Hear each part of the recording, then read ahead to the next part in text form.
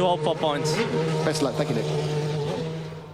Well, one place ahead of Nick Heidfeld is Giancarlo Fisichella in the Jordan. Let's hear from Mr. Jordan now, talking to Nick.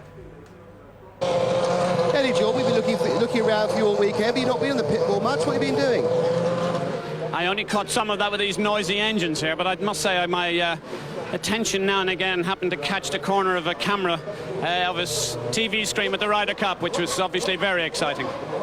There's been a lot of talk, obviously, about the Ford deal now being official. Has it come out from Ford as you wish it to be? It seems to be some worry now about how it's going to be financed, I've heard.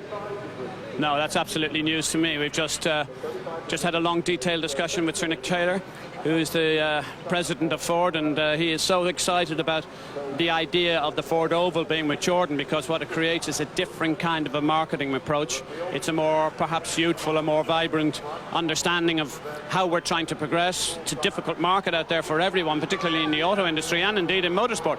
So there is a joint commitment to, at the highest possible level, to make sure we take full value out of this. Well, there isn't that much of a problem here. If all the crowds like this one, there'd be no problems at all, there, would there? Well, I mean, we're all talking ourselves down in many respects, but there are 200,000 people here who paid in quite a respectable amount of money to see this event, and I think there's a great future for racing here in North America. We already have a very successful race in Canada, and now this is the third race here at Indianapolis, and I just hope it can continue for a very long time. Thanks a lot. Both Jordan and BAR using Honda engines, of course, but BAR have won the battle in qualifying. Let's have a quick word now then with the BAR team boss, David Richards. David, great day for the team yesterday in qualifying, certainly, Jacques, and then Olivier straight up in warm-up. You've really got to think points today, haven't you? Yeah, it's anything's possible here. I think it's getting hotter and hotter. I guess a lot's going to be down to how the tyres stand up on not just our car, but everybody else's. Do you think we're going to see more of a mix than usual? Because it's been a traditional one-stopper, but do you think with these temperature changes and the softer tyres, we're going to see people trying things? I think you'll see a lot of different strategies here this weekend. You only had to see the warm-up times and the amount of wing people were running this morning. So now you could see one, you could see three stoppers even. Big surprises. Hope so, Dave. Thanks a lot. Three-stopper, OK, Jeremy. You heard it here, didn't you? Pick your team. Minardi, they're going to go for a three-stopper. But not because they plan to. No, there's no point going to three stops, I wouldn't have thought this afternoon, although tyre degradation is one of the big key things today, and all the drivers have been talking about it to one level or another, especially Jacques Villeneuve. He was talking about it yesterday and has been talking about it again today. De La Rosa has a contract for next year, but as we know, that doesn't always mean that you end up in the driving seat. Another name that came into the Jaguar frame over the weekend is that of Helio Castroneves. Now, we mentioned him in conjunction with a test last week in Paul Ricard with Toyota, and the reason his name has come into the frame is because of the ownership of Jaguar, of course, owned by Ford Motor Company. That from a marketing perspective, Helio Castroneves' name in the US as a double back-to-back Indy 500 winner is substantial, and from marketing points of view could be of a valuable or a great deal of use to the team. He's not a bad racer either, is he? No, he's a pretty good racer. So Helio Castroneves, fellow Brazilian to Rubens Barrichello, and we'll have to wait to see whether he gets an opportunity. But for the moment, let's focus on what's going to happen here at Indy this afternoon. Once every time that Montoya's car is featured, or he is featured on the big screens around the Indianapolis Motor Speedway, the crowd goes mad. You get a huge cheer coming up as they avidly watch for any sign of their man. And it is Montoya starting in fourth place. Looks like we've got scrub tyres on the Ferrari for a change, and in fact Ross Brawn did say to us yesterday that they'd been scrubbing some tyres. Gerhard Berger keeps a close eye on proceedings as we prepare for the start now of the formation lap. David Coulthard, third place on the grid for him. Montoya in fourth position. Just watching Michael Schumacher's eyes, contemplative as he waits for that sequence of lights to go out, and there's a very private moment with the racing driver, just being able to see into his helmet, the visor up. There they are, the lights go green, so now not so much about launch control as laying lots and lots of rubber to make sure that you start on black lines rather than on black tarmac. Well, hopefully everybody getting away safely. All 20 cars have made it away from the grid on the start of this formation lap. Michael Schumacher and Rubens Barrichello now leading them around this 2.6-mile course for the last time before we get the race underway. The United States Grand Prix is all set to run in absolutely beautiful weather conditions. It's a perfect day, and the teams now really have to sit back and wait and watch. Their work is done. It's now down to the drivers. Yes, and the drivers make their way around. This is coming out of turn 7, and ultimately when their cars come back onto the grid, there'll be a moment of extreme stress and pressure as the cars then will take the lights and then go down into turn 1. It's a tricky turn, although it's wide into it. It gets very narrow at the apex, and let's hope we don't have what we have seen sometimes throughout this year, contact. Certainly back in Monza 2 weeks ago, David Coulthard came into contact with his own teammate in turn 1. Well, let's hope we get all 20 cars through turns 1 and 2 cleanly, and this race gets underway without any delay. Michael Schumacher leading them round, already slowing the pace down a little bit to bring the cars gradually around to the grid and their standing start. It's his 6th pole of the season, and of course he is unbeaten in qualifying here at Indianapolis in the 3 years of competition. And Michael deliberately slowing the field down to ensure that everybody is bunched together. The last thing that a driver on pole position wants to do is to get to that position, then wait for the rest of the field to bunch up. These cars run very high temperatures. They don't like standing stationary for very long indeed. So Michael slows the cars down as they come to turn 13. That's turn 1 on the Indy circuit run in its 500-mile configuration. The rest of the field closing back up. And now this moment where Schumacher makes his way up to the pole position. Taking it very steady. Norbert Haug of Mercedes-Benz hoping that David Coulthard can do something special from 3rd place. Remember, Coulthard is a racer. He loves nothing better than the start of a Grand Prix and the attack into the first corner. Watch him from 3rd, the more grippy side of the circuit, because that's the side the cars tend to run in during free practice, during the qualifying sessions as well. The other cars now making their way, all 20 cars just slowly making their way through turn 13, which is of course normally turn 1 on the 2.5-mile oval track. We're waiting now for the last few cars to move into place, and Michael Schumacher will get the signal from the team as well. He'll be told that the last car has moved into place, and we are now all set for the United States Grand Prix to get underway. Michael Schumacher and Rubens Barrichello trying to defend from the front row of the grid. And who will it be? Away well, Michael Schumacher from pole position. David Coulthard going with him on the outside. Barrichello with Coulthard. Schumacher shutting the door. He's got a good, clean start. Montoya has not made a good start. Ralf Schumacher comes up into 4th place, locks a brake as going a little bit wide. 1 or 2 cars, one of the Saubers there, but I think everybody making it through safely. Yes, the 2 Jaguars getting very close. Irvine losing out. He's on the outside of turn 2. He got cramped in. There he is going again around the long way, but Michael Schumacher, Barrichello just pulling away. David Coulthard 3rd, Ralf Schumacher 4th, and Jarno Trulli, a great start up into 6th place. So Ralf Schumacher definitely away better than his teammate Juan Pablo Montoya. Battle going on at the back of the field. This is Salo and Panis. Salo in the Toyota, getting past Olivier Panis in the BAR Honda, and Salo with plenty of work to do, having qualified so far down. Jarno Trulli dives down the inside, no chance to pass into turn 8, nevertheless puts his car in that zone, but he's competitive. He's in 6th place. He's made up 2 positions at the start.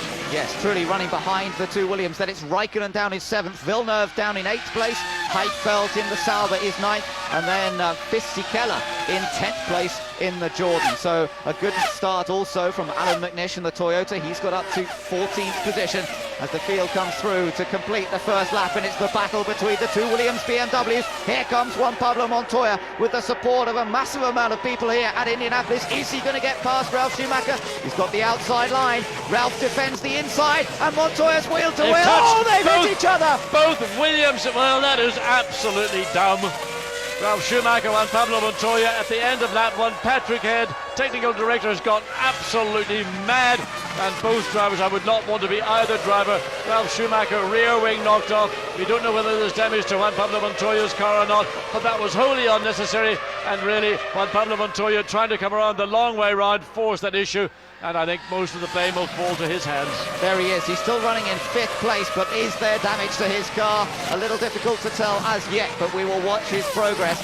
So Michael Schumacher leads in the Ferrari ahead of his teammate Rubens Barrichello. The mood down there at Williams is a black mood indeed, having seen the two cars come together at turn 1 on only the second lap. That is amazing. And of course now they are preparing for Ralf Schumacher to see whether they can get the car back out for the remainder of the Grand Prix. Well, it looks as if Montoya may have gotten away with it. The contact clearly was from the wheel to the rear wing of Ralf Schumacher's car, but there doesn't appear to be any bodywork damage to Montoya's car. There doesn't appear to be any suspension damage from what you can see. But to change the rear wing on Ralf Schumacher's car, well, you're looking at least a lap, could be even longer depending how much damage there is to the mountings of that wing. Well, Montoya now finding himself behind Villeneuve, of course, so he's lost out as a result of all that. He's behind Villeneuve, he's behind Raikkonen as well. It's brought Trulli up to 4th place now, so Jarno Trulli in the Renault 4th.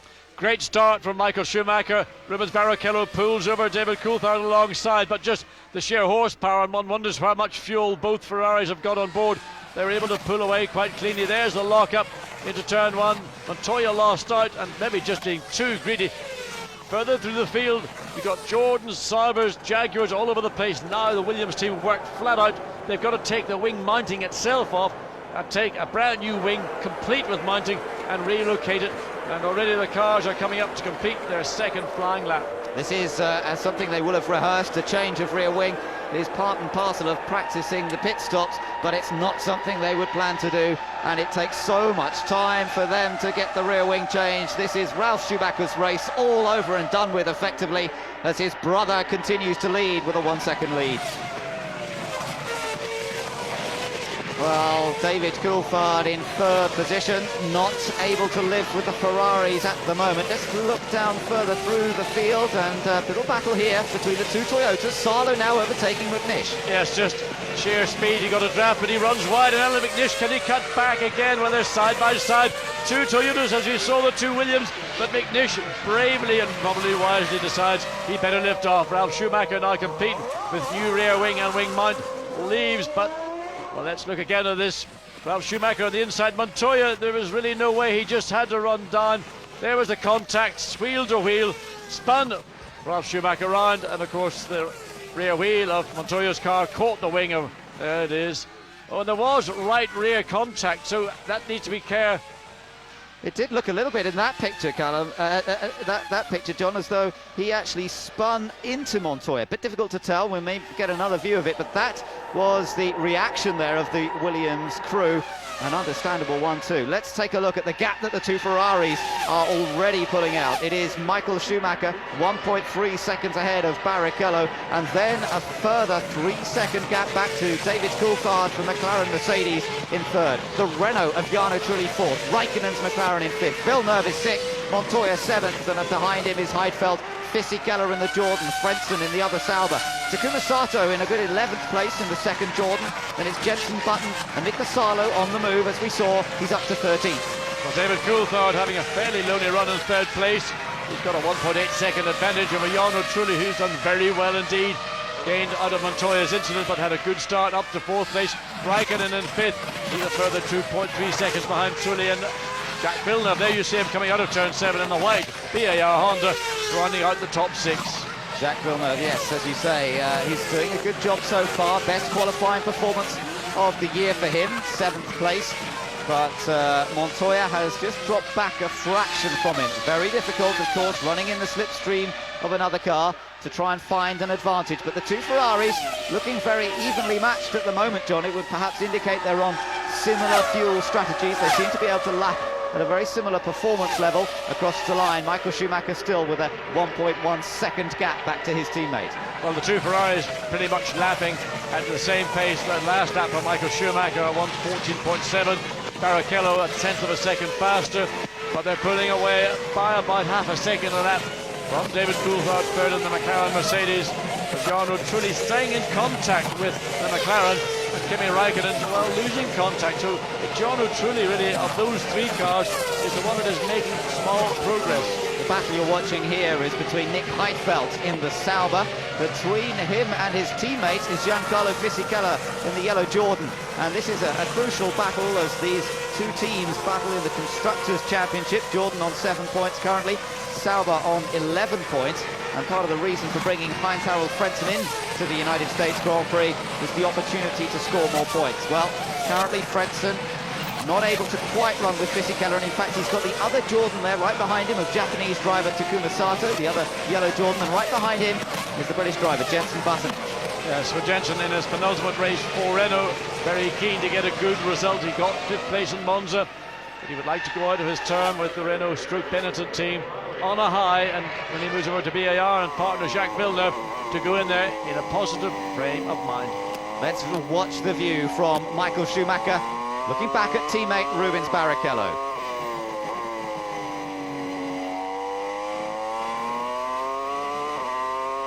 Ferrari engine sounding perfect at the moment as here comes the attack. Oh, Takuma Sato right down the inside of Frentzen onto the grass. Oh, he's got it too quick. Frentzen comes back, although Frentzen lost the place as well to Button. Yes, Frentzen lost out. He actually turned away from the corner, and you see Sato, he's back at it again as you go through turns 3.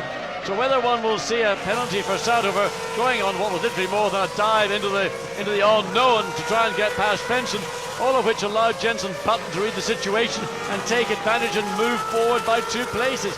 Button is now up into in 10th place. Yes, a very useful move that for Jenson Button in the second Renault. We saw 2 Renaults getting into the points in Monza, with both finishing in the top 6, and we'll see whether they can do similar. Now we're watching another little battle. Let's just go back. Sato down the inside. Possibly late in the brakes. Frentzen turns in, then immediately has to turn away. Jenson Button behind, of course, was able to read all this. There's Button going through. He's gained 2 positions. Frentzen, Sato side by side. Sato's not giving up. Frentzen runs wide. Sato goes down the inside. And they continue that battle over, let's say, a bit of territory which is no more than 3 or 4 corners.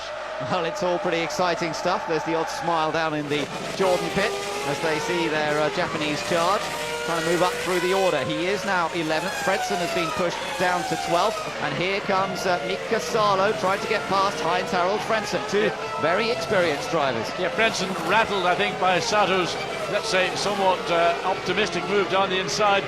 Lost momentum. Sato retook Frentzen. Now he's got Mika Salo pressuring him. Remember the Toyota, very quick in a straight line. In fact, Sato is the quickest right now at 350 kilometers per hour, which is about 215 to 16 miles per hour. Mika Salo entering the last couple of Grand Prix of his Formula 1 career, but he'd love to finish off in style here at Indianapolis and at Suzuka in Japan for the last Grand Prix of the year. And he's been working his way up through the order very effectively. Started down in 19th, and he's now in 13th place and hounding Heinz-Harald Frentzen. So after 7 laps, it's still Michael Schumacher ahead. Barrichello staying with him. It's still just around a second, the gap between the 2 Ferraris. Then we look back, and it's a 6.7 second gap back to David Coulthard. He is chased by Jarno Trulli. And Jarno Trulli, wheel for wheel, lap for lap, matching that of David Coulthard. They're doing identical times. Juan Pablo Montoya back in 7th place after that moment with his own teammate in turn 1. And looking at those different views of turn 1 from the camera angle at turn 2, looking into turn 1, it's questionable how maybe guilty Juan Pablo Montoya was. It does appear that Ralf Schumacher, the back end of his car, got away in his attempt to defend his position over his teammate. Well, it's certainly a big inter-team rivalry between the 2 Williams drivers. A different situation, of course, to Ferrari, where it tends to be more managed, the competition between these 2. But for the moment, Rubens Barrichello is doing a good job of staying with the world champion. The gap between the 2 of them, as I say, has remained at around a second. And around the various checkpoints on the track, it is still the same, but they are gradually easing away from David Coulthard. In fact, they're running nearly a second a lap faster than the cars behind, as we see another little battle going on. Yes, Eddie Irvine battling with Olivier Panis, and that is a battle for 15th place. I'm sure Jaguar, look at Olivier Panis right up the gearbox, and he's under pressure from the 2 Minardis of Mark Webber and Alex Young. But I'm sure that Irvine and Jaguar are on a one-stop strategy. There's no reason to believe that the Jaguar performance has taken such a downturn that Irvine would drop all the way back down through the field to 15th. He did start 13th in fairness, but he's down to 15th as we look at the Sauber team preparing already for one of their two cars. I suspect it's Frentzen, who was involved in that incident in turn 1 with Takuma Sato some 3 laps earlier. It is too early for a scheduled stop, but obviously there is some reason to bring one of the Saubers in. Mark Webber must be enjoying himself in the poorly funded Minardi team. They have to pick up the pieces whenever they can, but he's actually got a good battle going on. He's managing to stay with the BAR Honda of Olivier Panis and the Jaguar of Eddie Irvine. And remember, Mark Webber may well end up as driver of one of the Jaguar Formula 1 cars next season. We're still waiting to hear confirmation of that. Jarno Trulli doing a very good job, running 1 second behind David Coulthard. They've moved forward. They've moved away from that battle with Raikkonen and Villeneuve in 5th and 6th, but they just cannot keep contact with these two Ferraris as they come across the line. The lead that the Ferrari has from Michael Schumacher to David Coulthard is 9.6 seconds, and it is absolutely remorseless, the pace of the two Ferraris. Coulthard under pressure then from Jarno Trulli, the experienced Italian, who got a great result, 4th place at Monza last time out. Here we are riding with Olivier Panis down in 16th. We're back to that battle as he chases Eddie Irvine. Ahead of them, Alan McNish in the Toyota. And we have 3 major manufacturers represented here. Toyota, Ford and Honda, all evenly matched. Well, Panis is pretty quick down the straight. There we can see current speeds 3:39, top speed 3:46. So Olivier Panis battling with Eddie Irvine in the Jaguar, can make up speed. The trouble that they've had in the earlier part of the season at BAR is that they get the top speed, but they do not get the top speed as early in the straight as some of the competitors. 218 miles per hour the maximum, but Michael Schumacher fastest overall. Now we're riding with Olivier Panis, and let's just see whether there's any opportunity for him to find a way of getting ahead of Eddie Irvine. It's looking tricky at the moment, you have to say. It's through here, the next sort of section of corners, that you need to be quick to get a good run onto the main straight. Well, I think Eddie just runs at the pace he needs to do to keep just ahead of the VAR, but I mean, to have the two Minardis running so closely behind you. We're on lap 12 of a 73-lap race, and it is not going to be one of those happy days, but Olivier Panis positioning himself to try and pick up the slipstream from the Jaguar as we cut back this battle a little bit further up. There's Giancarlo Fisichella now with Jenson Button pressing hard on the rear. Yes, Jenson Button's done well there. He's caught up a fair bit of ground to the back of the Jordan Honda. So Button in the Renault has shown a good turn of pace after a little bit of a disappointing qualifying session yesterday. Said he just could not find the balance with the car. It was doing one thing, it was doing another thing. He did not feel any confidence in it, but he seems to be more confident now, and he's definitely bearing down on the Jordan ahead. There's a Jordan behind, that is Takuma Sato running 11th, and then we look in the background behind them, we've got that Fredson-Salo battle continues, and these two veteran campaigners, if you like, at stalemate at the moment. Then back to Alan McNish, with Olivier Panis has got past Eddie Irvine. Yes, we thought that pass was good, and so has Mark Webber. So Eddie Irvine has been passed not just by the VAR, but also by one of the Minardis. So Eddie Irvine in trouble. He probably will make a pit stop, waiting to see whether Jaguar are showing any signs of any activity on the pit lane. We can't see any as yet, but Eddie Irvine, no doubt, disappointed to have lost not 1 but 2 positions. And that pass from Olivier Panis would have come at the end of the straight. He was lining up for it, nearly got it done properly. The two Ferraris lapping at a 1 minute 14.360 so far, and already that's faster than the fastest lap we saw last year, a 1:14.4 from Juan Pablo Montoya. Still very early stages of this race. The lap record will be shattered today, and it's likely to be shattered by one of these two, Michael Schumacher and Rubens Barrichello.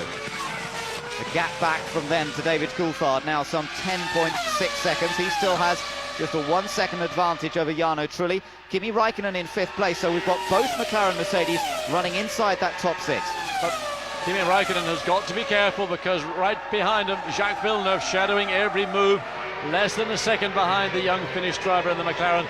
And we're just catching up on some of the news from the pit lane, and Ron Dennis was asked about the incident with the 2 Williams drivers, and his response was, well, Frank Williams will not be a very happy bunny. I'm not surprised about that. There is Coulthard trying to uphold honour for Ron Dennis. A little bit of dust being kicked up now. Look at, he's got past, Villeneuve's got past Raikkonen. So Jacques Villeneuve moves up into 5th position. Kimi Raikkonen is demoted by the Canadian, the former winner of the Indy 500. And this could be a great day for Jacques Villeneuve if he can keep it going. Let's just take a look as we're riding with his teammate now, Olivier Panis. And he had to back out of it. Panis actually had to lift there on the main straight. I think because the Toyota went from left to right at the point when Panis was about to do the same.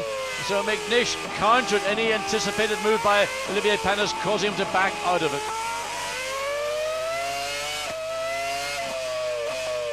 Olivier Panis really trying to close up that gap to McNish. It almost looked like he was going to get past on the straight there, but it didn't quite come off. Meanwhile, it is Panis' teammate, Jacques Villeneuve, who's been on the move. He's up to 5th place, ahead now of Kimi Raikkonen. But Panis frustrated in his attempts to get past the Toyota. And it will be of interest to see how quickly Villeneuve, there we see Anthony Davidson, he's the test driver for BAR Honda, whether Jacques Villeneuve, now he's got clear of Kimi Raikkonen, can do anything to run down the advantage Jarno Trulli in 4th place, and the Renault has. The gap, as we came across the line the last time, was 4.9 seconds. We'll keep an eye on that one. Just ride with Panis for a moment.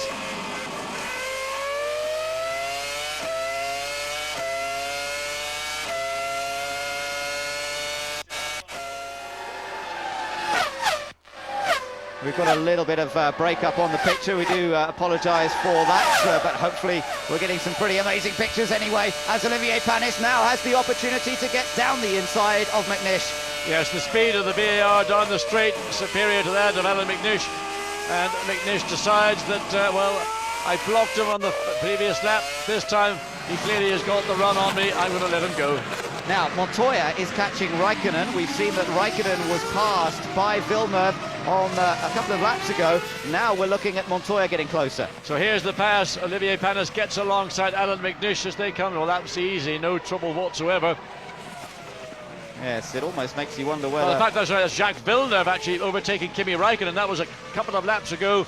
We're just getting the replay of Jacques Villeneuve making that pass on Kimi Raikkonen. Mario Ilian, engine boss for Mercedes, will be very concerned to have seen that. Surely Raikkonen must have a problem to have been passed so easily. Look at how Villeneuve's pulled away. There is Raikkonen, and right behind him now is Montoya. Montoya has a little think about overtaking there, does not quite manage it, and so he'll probably have to sit behind the fin for another lap. Well, it's quite an order for Juan Pablo Montoya to take out a competitor.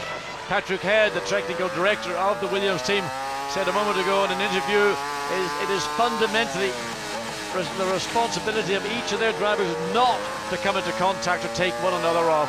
So I'm sure when both drivers return after this Grand Prix, there will be stern... Ralph's out of it. Technical director and team boss. Looking back from Raikkonen. As again, we're just suffering this little problem with the breakup of the picture, so we do apologise for that. But nonetheless, fantastic conditions. Look at the cloudless sky. Let's just ride with Raikkonen a second.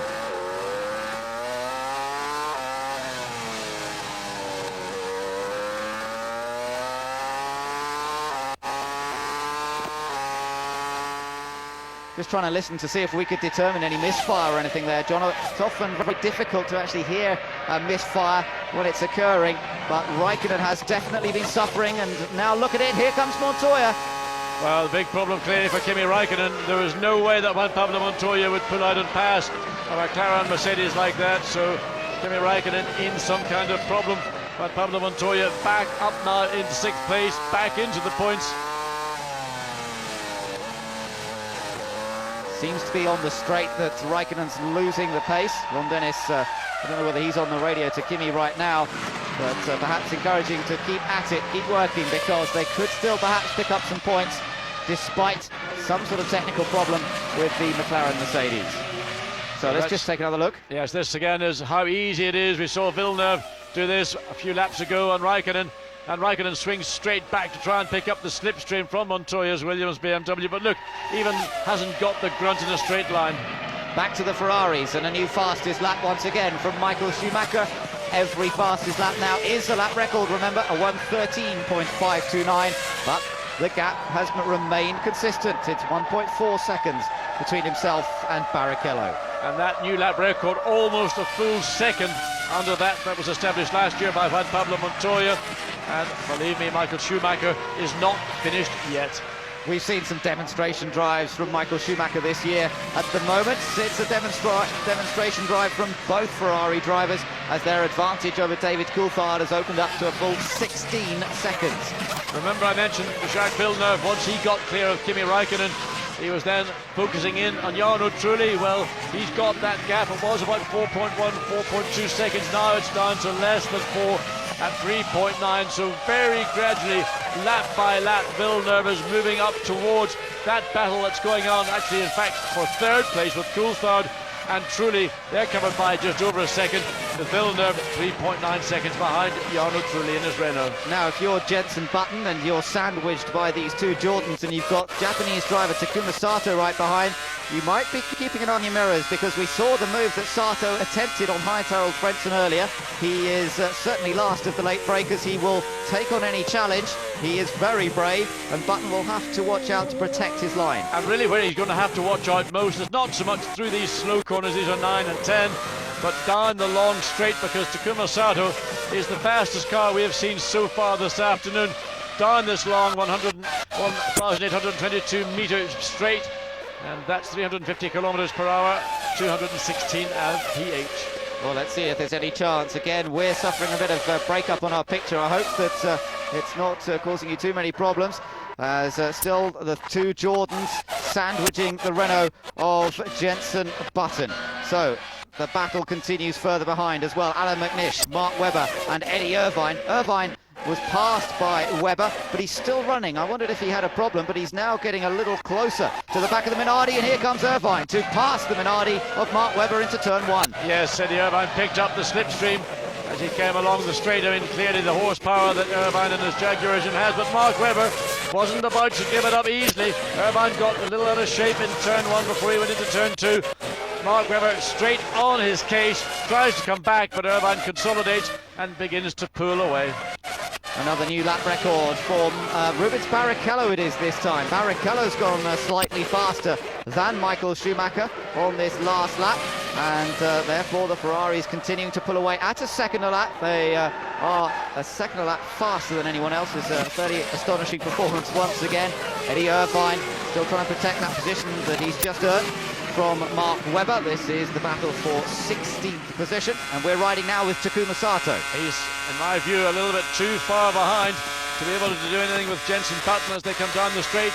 But the speed, look at, you can see, gradually closes up to the rear of the Renault. Then the brakes come on at 100 metres, and both cars plunge into turn 1 and then quickly change direction left out of turn 2. Just ride with him.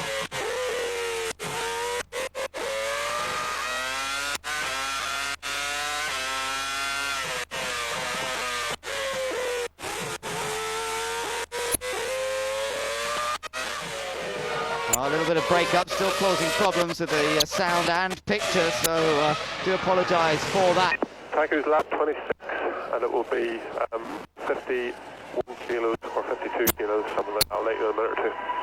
And there we are, that's Gary Anderson telling us when we will see Sato come into the pits, and that would indicate a two-stop strategy. Barrichello stopped on lap 27 last year to make his first of 2 stops. Yes, and very generous of the Jordan team to let us know that that they are going to make a pit stop. So we watch Takuma Sato. Is he going to peel off this lap? No, I think he's going to continue around. So Jordan preparing for a stop for Takuma Sato, and ordinarily that's information that wouldn't be transmitted over the open airwaves. Maybe Gary Anderson forgot to push the button. That would of course scramble the information that we were receiving here.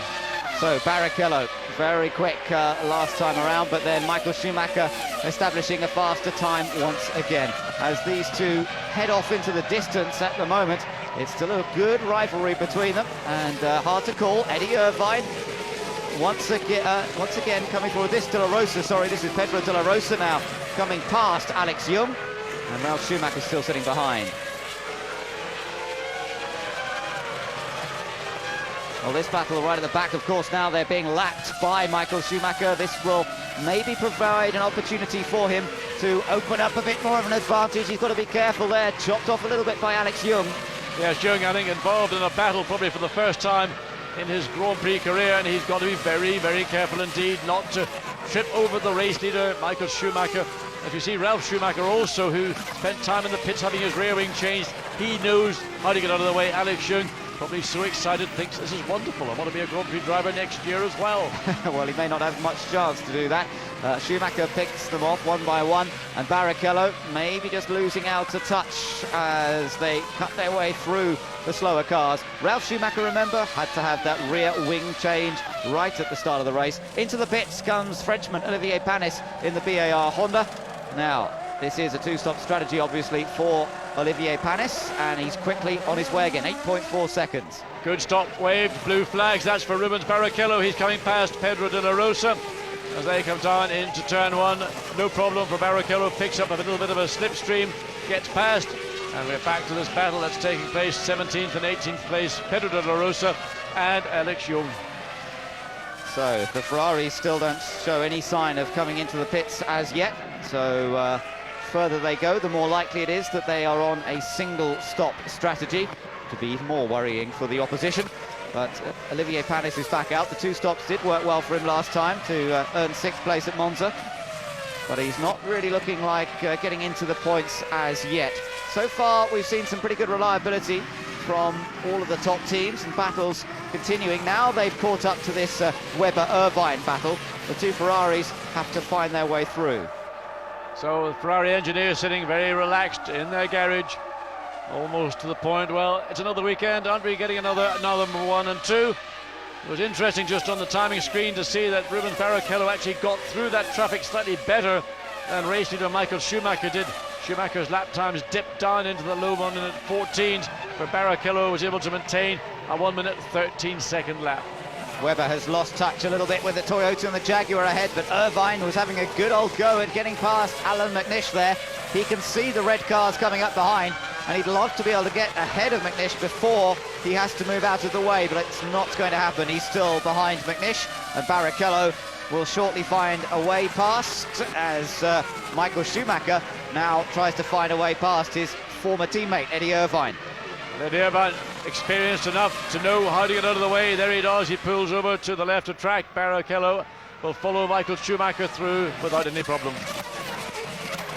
The Ferraris are scything their way through the back markers. Michael Schumacher, Rubens Barrichello, and the gap opens and then it closes again between the two of them as Barrichello shadows every move that his teammate makes. Now he's got to try and find a way past the Jaguar of Eddie Irvine. Well, I think Eddie's being a little bit rude. He should have allowed Barrichello through much more quickly than that. He's probably gone past the requisite number of blue flag stations.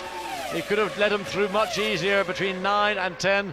But of course Irvine still embroiled in that battle, still trying to hunt down the Toyota of McNish ahead of him. Look, McNish comes out of the slipstream of the Ferrari so much quicker is the Toyota in a straight line that he has to pull out to check running into the back of the Ferrari. Yes, indeed, but Barrichello's lost out as a result of that. Now McNish is the one ahead of the Ferrari, and Barrichello giving the signal, what are you doing, get out of my way? And that has allowed Michael Schumacher to just break away a fraction more. And as a result of that, Eddie Irvine closes up to the tail. There we see Alan McNish, Eddie Irvine, and still Mark Webber in contact with these two giants of the motor industry. So Schumacher with a 2.3 second advantage over Rubens Barrichello. I wonder if they will still be pushing as hard as possible. Of course, the only danger in letting them race hard all the way is that it puts more strain on the machinery. But with the reliability that Ferrari have shown this year, well, you have to say they should be able to race all the way. Well, Ben, Michael Schumacher's taking advantage of that little problem Barrichello had getting past Irvine, because he's gone fastest in first and second sectors and is en route to establish, I think, yet another new lap record. 2.6 seconds advantage over Barrichello. Well, it's still Schumacher, Barrichello. Coulthard still in third, ahead of Trulli in fourth, and Villeneuve in fifth place.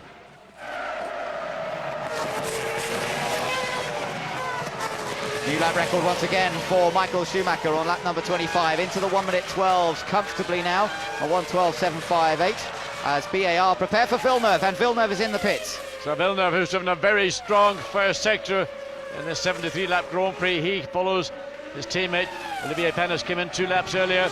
This is the battle that's still been raging. Takuma Sato sandwiching Jenson Button in the Renault. Giancarlo Fisichella just ahead of him. There was an 8.4 second stop for Olivier Panis by the BAR team. Let's see what they can do for Jacques Villeneuve. Well, it's a slightly slower. The fuel hose was a little bit lazy in being withdrawn. So 9.4 seconds, that's 1 second. Easy to lose it in a pit stop. Very difficult to make it up during a race. Villeneuve making his way out, and we'll have to see whether that moves him up or down the field. Villeneuve now rejoins the track, coming out behind that group that involves Fisichella, Jenson Button and Takuma Sato as well. There comes Heinz-Harald Frentzen, so Frentzen behind Villeneuve as they rejoin the fray. Mika Salo still running in the Toyota, but it's Michael Schumacher again with the lap record at a 1:12.754 as he attempts to further extend that advantage he has over Rubens Barrichello. The two Ferraris still in charge here. Montoya running in 5th place now that Villeneuve has made his pit stop, so that brings Montoya into 5th, and it also brings Raikkonen into 6th place. Heidfeld still running in the Sauber in 7th. Then it's Fisichella and Button and Sato, that trio that we've been following throughout the race. Villeneuve, having made his stop, rejoining in 11th position. So no problems for the Ferraris. Jordan now preparing for Sato. We heard them on the radio saying that Sato would be in, and sure enough, here he comes. And the Japanese driver looking for a clean stop, just locking the brakes. Here. Pushing out to make this work. You're going to feel for a few laps more, so you're going to make this work to push, okay? Watch the white line on the way out. Ferrari also preparing, and into the pits it is Michael Schumacher, the first of the Ferraris to make a pit stop. He was very, very quick in. Wondered for a moment as if he was going to lose it there. Well, he came round that long right-hand curve and got to the point where he had to get the brakes on. Very late indeed. So, crucial stop here for Michael Schumacher.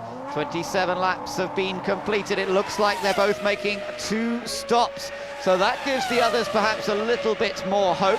Coulthard in the McLaren perhaps more likely to make it on a 1-stop strategy, as rejoining the fray once again, Michael Schumacher comes out just ahead of Mika Salo.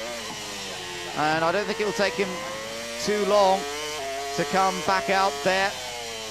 Well, there is David Coulthard, our race leader now. Oh no, sorry, 2nd place with Barrichello, of course, still leading this race. And Coulthard coming through. I think he's actually just behind Michael, so that still leaves him in 3rd place. That shows you how rapid Ferrari were making their stop. Michael Schumacher rejoining in 2nd. And here comes Barrichello now to make his pit stop. And Barrichello on his in lap, also pushing absolutely to the limit. He knows that opportunity to get into the lead of this race. He needed that very strong lap. Michael Schumacher 20.4 seconds behind. That was at the end of lap 27. So Barrichello comes down the pit lane. It's a long way down. They've revised the pit lane. Ferrari are now at the end of the pit lane as opposed to the beginning of the pit lane in the 2 previous years. Now, will they get Rubens Barrichello out ahead of Michael Schumacher? Schumacher's coming through turn 13 around the banking. Identical time on the pit stop. So I think Michael will be in. There's Michael on the right, flashing past as Barrichello comes out. And Barrichello's going to wait until he crosses those white lines in the pit lane before he can get up to speed. And well, Michael Schumacher, it's almost status quo. The advantage, in fact, that Schumacher had after Barrichello was delayed behind Irvine, in effect, has evaporated because they're back to where they were before they came across Eddie Irvine. Ferrari on a 2-stop strategy, but there is David Coulthard, who we would guess is on a 1-stop, but they've managed to get out ahead of him on their first stop, and that is absolutely crucial. Great work by Ferrari once again, and Coulthard is going to be up against it. He is running in 3rd place. 4th place is still Jarno Trulli. And Olivier Panis trying to get out of the way to ensure he doesn't impede David Coulthard. And let's look behind. This is coming out of the pit lane. This is the Jordan. Yes, taking a look at what happened as Sato rejoined. Well, very close contact. You can see the car just to the right. Pedro de la Rosa in trouble. Yeah, that's a retirement, I suspect, for the first of the Jaguars. It's the first retirement, indeed, of the US Grand Prix. It is Pedro de la Rosa in the Jaguar, and that's a disappointing end to the day for the Spanish driver. Into the pits then comes Jarno Trulli from 4th place. So this is early on but perhaps he's still on a two-stop. Remember, they made a single stop in Monza, caught us out a little bit there. Let's see how much fuel goes on board. It's quite a long stop. It's a lot of fuel going on board. They did this in Monza. Fueling switch P2, please. Going very well, mate. This is the time you've got to push hard. Remember, these next few laps is very hard now. Well, the team encouraging Jarno Trulli to push very, very hard indeed. I think it's probably a little early to think that they could go the rest of the race distance. Some 44 laps on that tank full of fuel. They've got the projection 38 laps, but then they would have to come in for a splash and dash. Well, that might just take them there. Perhaps, maybe they would be able to do it. We'll have to wait and see. Jarno Trulli using great strategy last time out in Monza with Renault to get into the points, and I wonder if they're up to... Oh, and there is a big conflagration now as the Jaguar catches fire. De La Rosa leaps away, so fairly major engine... Oh, he's fallen down the other side. Well, that's just a slip of the foot. As he went over the barrier, he hopped up and he's tumbled over, and actually the ground falls away behind the barrier. He misjudged the drop and slipped away on the grass. He's okay. And speak to the marshals and say, no, I'm okay.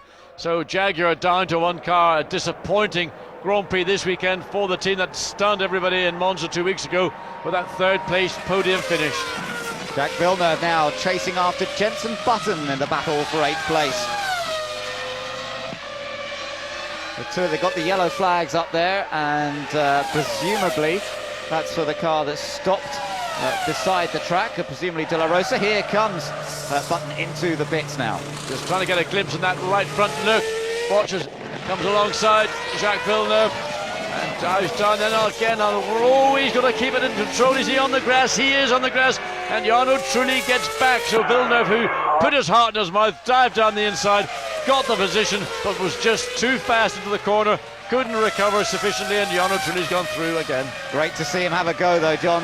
Villeneuve, when he's on form like this, is always worth watching, and he's always prepared to attack, which is what's so great about him. Now, let's just see this line of cars. That's Jenson Button rejoining just in behind the second of the Jordans, Takuma Sato.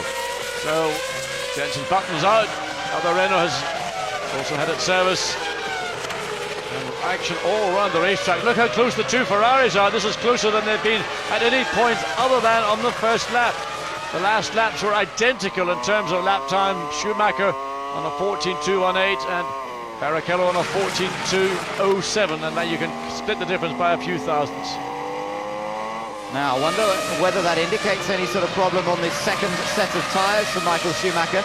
Sometimes happens that they can pick up a handling imbalance as they change the tyres during a Grand Prix. The car not always responding in exactly the same way as on the first set of tyres. He did start on a scrubbed set of tyres as well. That might have just affected the handling, and I wonder if Barrichello now taking advantage of that on his second set of tyres. Meanwhile, the Ferraris might be dominating, but Coulthard still running in third place. Montoya now in fourth place. Let's just to remind you, because Trulli has made his stop. Raikkonen is fifth, and that brings Giancarlo Fisichella now into sixth place. But I think the real focus right now is about what David Coulthard and McLaren are up to. He's just 2.8 seconds behind race leader, 2.6 behind Barrichello. And, well, we're ready to see is David Coulthard coming in. No, he's not. Williams are preparing.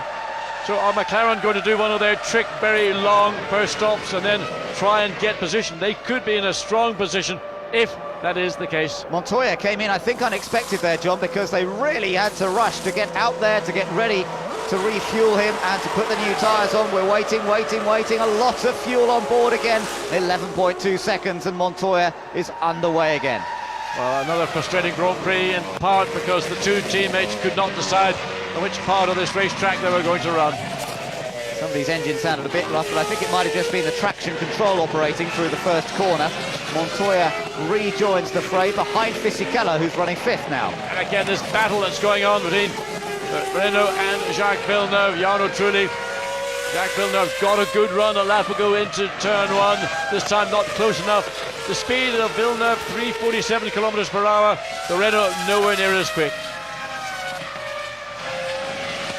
Well, Villeneuve looking at every opportunity to get past the Renault, but this section of track doesn't lend it to overtaking. Alan McNish is under attack once again, and Irvine gets through. This time Irvine gets the job done.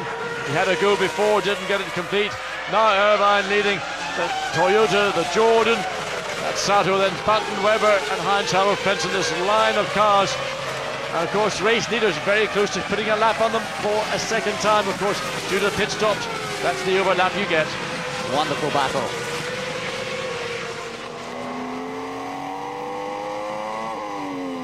And now let's just ride on board Michael Schumacher's car once again.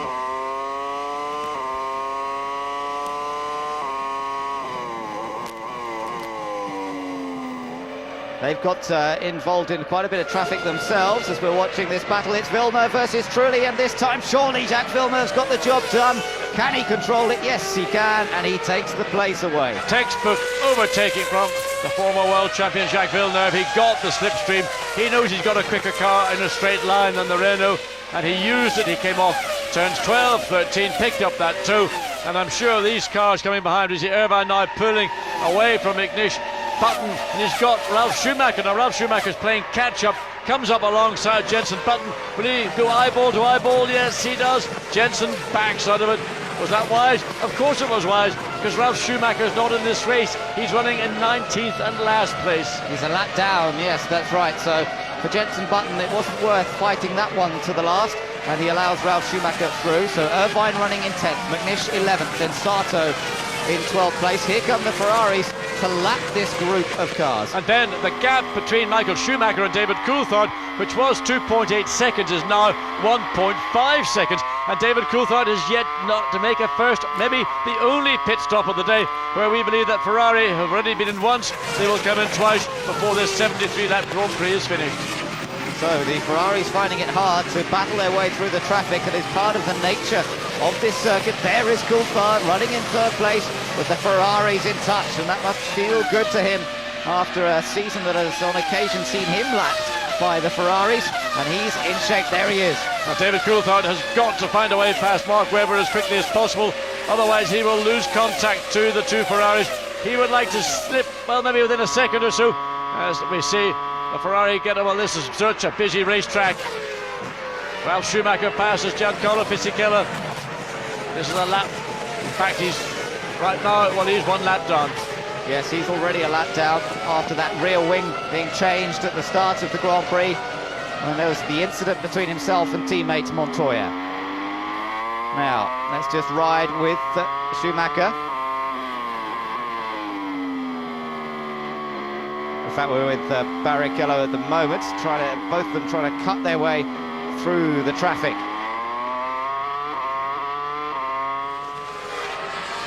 So Michael Schumacher and Rubens Barrichello right in amongst the gaggle, but look how close David Coulthard in the McLaren is in 3rd place. He's right with the Ferrari. He will be right with them, because ahead of Michael Schumacher you've got Takuma Sato, then you've got Alan McNish, Eddie Irvine and Nick Heidfeld.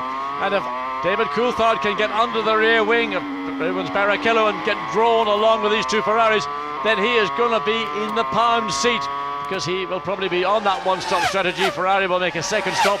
When this all unfolds after those stops, well, will David Coulthard be in the frame? I think he will. Sato moves out of the way of Michael Schumacher, and now Barrichello trying to find a way past the Jordan as well. Down the inside goes Barrichello, and that means that he's lapped the Jordan safely, but it's still a Ferrari 1-2 after 36 laps. We are just about at half distance in the United States Grand Prix. Ferraris are dominating, but David Coulthard is close behind in 3rd in the McLaren. And Takuma Sato, we just got a glimpse, he pulled way off to the left to let David Coulthard go through to continue his chase. And Alan McNish suddenly sees his mirrors full of red. Ferrari lets Michael Schumacher go through. He's going to have behind him Rubens Barrichello and then David Coulthard. Barrichello's through. Coulthard's going to have to wait. He's anxious. He's impatient. Alan McNish, get out of the way. Let your fellow Scotsman go through. He's done a good job by McNish. Go back to position 9. So Coulthard maintains the pressure on the 2 Ferraris, and once they get into clear air, it'll be interesting to see whether he can still maintain that pace inside the McLaren pit. All is calm, but at Jordan, it looks as though they are perhaps ready to do a little more work. Wouldn't expect to see either of their cars perhaps in, although Fisichella, of course, is yet to make a stop, and we have got to around half distance. For those drivers making a single stop in this race, their pit stops could be coming up pretty soon. Well, 3 cars in the top 6 have yet to make pit stops. They are the 2 McLarens of Coulthard and Raikkonen, and the Jordan of Giancarlo Fisichella. And that is Fisichella, therefore, but will be refueled in just a moment as the Jordan crew go to work and prepare for the Italian to come into the pits. Vital points on offer. Slippery, easy in. He is into the pits, Fisichella, and there we see him. Look at the brake dust, the carbon dust. Brakes are not used particularly heavily on this circuit. It's really only at the end of the straight where they get a real good workout. So the hose stays on a long time, just over 10.5 seconds, and that extra second just to remove it and get them underway. So the one and only stop for Giancarlo Fisichella. Good job, mate, keep this up. As he rejoins, Trulli has already gone past, and Nick Heidfeld is just heading down.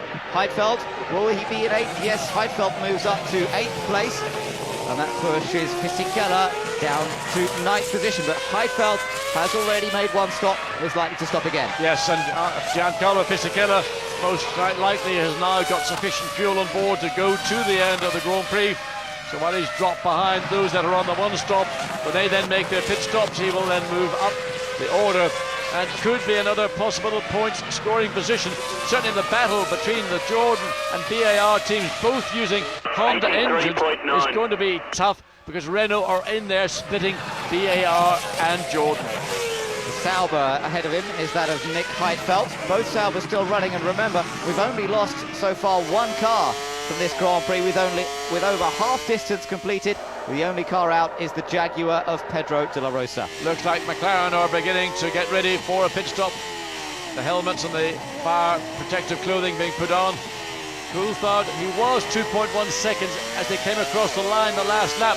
Looks like it's closed up again as they come through the slower parts of the circuit now, out of turn 11 and onto this famous Indy 500 banking. Quite a sight to see the McLaren that close to these 2 Ferraris. But remember, he's still got to make his one and only stop. But then the 2 Ferraris will have to stop later on as well. Well, the gap remains static and still at 2.1 seconds. It looks a lot less when you see it there on screen, but that was the indication. 2.1 seconds, that is to Michael Schumacher, but it's actually under a second to Barrichello. So the gap to Barrichello and Coulthard has closed down. It's not noticeable on Schumacher with that 2.1 second advantage. Well, this is certainly an impressive performance so far from David Coulthard, but we're just going to have to see how this race is resolved. Plenty of laps to go. 34 laps remain out of 73, and that Mercedes power plant at the back of the McLaren here, working hard. Remember, last year it was his teammate then, Mika Hakkinen, who took victory, beating Michael Schumacher in a straight fight. McLaren Mercedes do have a great race setup, but can they sustain this pace? Well, it looks to me like David Coulthard able to match the Ferraris in the part of the racetrack which has traditionally been the strength of Ferraris. They're not necessarily the quickest cars down the straightaway here because they've set their car up to be fast in the lap. They used their advantage of pole position to do so. But now David Coulthard onto the straight. The gap remains pretty constant. In fact, it's gone up to a second. He's lost 1/10 of a second on that lap.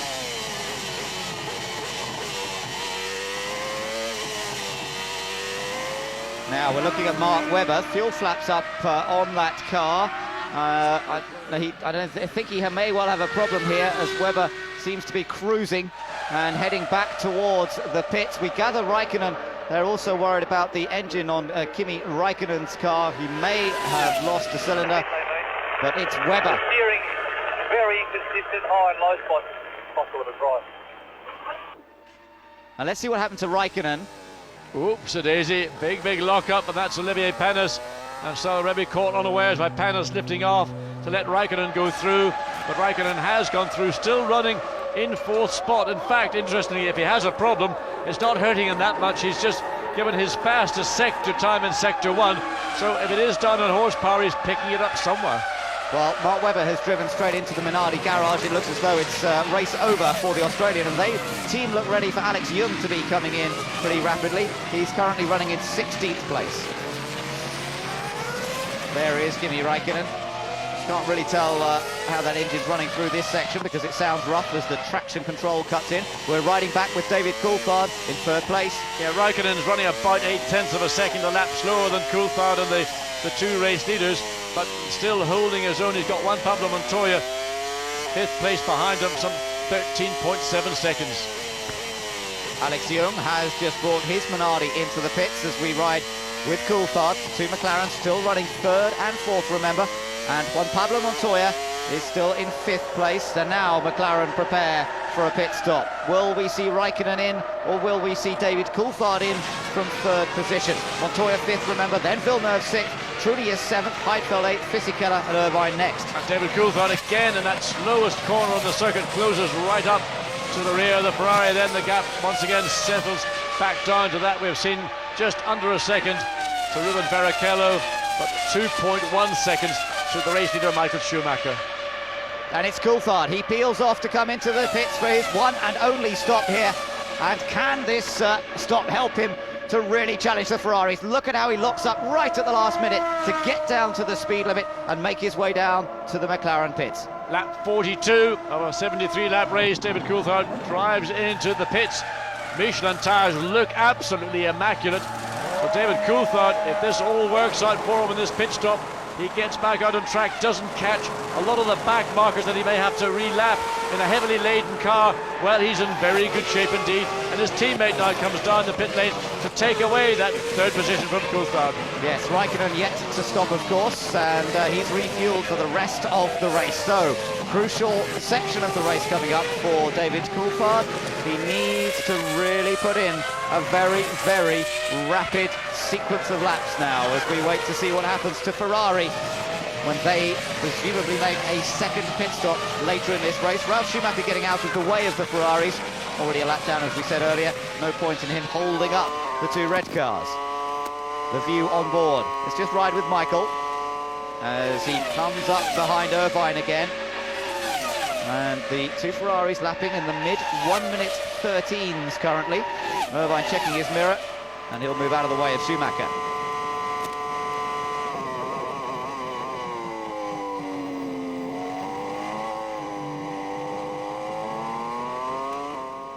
Meanwhile, it looks like Kimi Räikkönen's about to be making his one and only pit stop. Here he comes.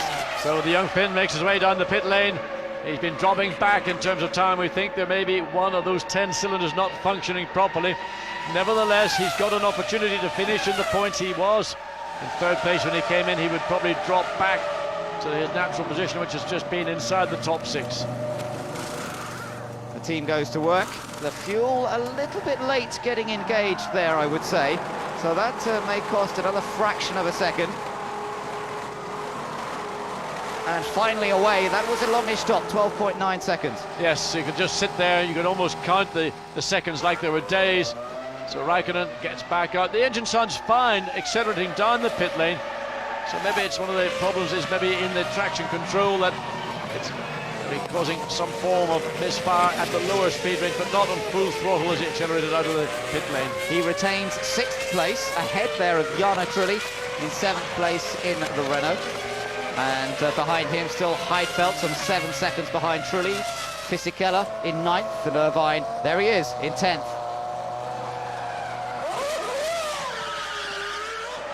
Irvine rejoins the fray after his one and only pit stop. We'll see where this brings him back out. It's going to bring him out behind Takuma Sato, and then the next group is Jenson Button, Heinz-Harald Frentzen and Mika Salo, so he's going to come out behind them. Salo currently 13th. So a good stop from Jaguar. They've put enough fuel on board for 31 laps. That's probably, in fact, 2 laps more than they needed to do, where in the case of Coulthard and McLaren, they put it in the precise amount he needed to come across the start-finish line, but maybe not enough to make it round on that slowing down lap. Now we've seen Montoya make a stop, which will be for Ralf, because his only stop today has been for a rear wing change. He hasn't had any fuel yet, so he's gone quite a long way into this race. They obviously started Ralf with a lot of fuel on board, but here he comes into the pits. Yes, it makes you wonder sometimes the wisdom of those two Williams drivers battling as they did into turn one at the beginning of the second lap. If that was the case with Ralph with so much fuel on board, maybe he ought to have been wise to let his own teammate go rather than force the issue with the consequence where his rear wing was knocked off and there may be potential damage to the right rear of Montoya's car. Of course, perhaps they put a bit more fuel in just at the start of the race, changed tactics perhaps when they changed that rear wing. Great view from the onboard camera there as he's refueled in 10.2 seconds and is sent on his way again.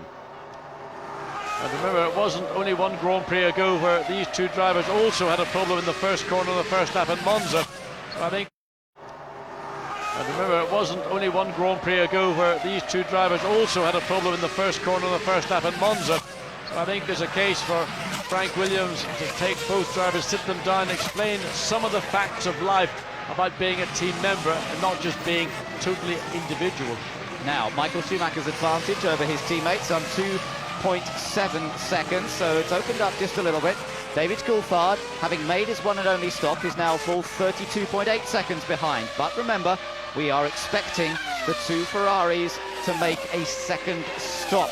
Now, perhaps on around lap number 50 or so, Barrichello stopped on lap 50 last year for his second stop. So that gives us about another 4 or 5 laps minimum, I would think, before we see them come in again. Yes, it could be as many as maybe 5 or up to 7 laps, but somewhere in the early 50s. We're on lap 46 now. So Michael Schumacher, Rubens Barrichello continue on, totally unchallenged throughout this afternoon's Grand Prix. But of course, this Grand Prix will really come alive when those two Ferraris do make their final stop for the afternoon. And it's up to David Coulthard to push as hard as he knows how to. And David Coulthard's greatest strengths, of course, are in the Grand Prix. Just looking at the lap times being set by some of the other drivers out there, Jacques Villeneuve still going pretty quickly. A 1:14.1 last time around, 0.3 of a second faster than David Coulthard on the lap, some 0.6 faster than Montoya.